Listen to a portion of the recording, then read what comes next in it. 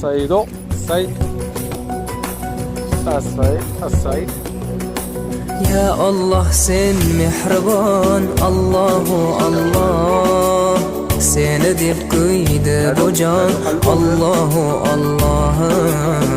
Senga muhtoj bor inson, Allahu Allah. Alemlarning Robbisin, Allahu Allah. Mu'minlarning panohi, Allahu Allah. Yuragimning sultoni, Allahu Allah. Hidayat ayla bizga, Allahu Allah. Panoh bo'l yurtimizga, Allahu Allah.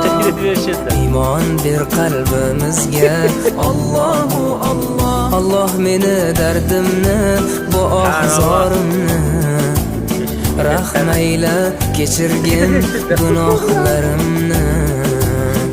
Qabul etgin mehribonim duolarimni. Yo'q Xudo sendan boshqa, Allahu Allah. Muhammad Rasululloh, u Habibulloh.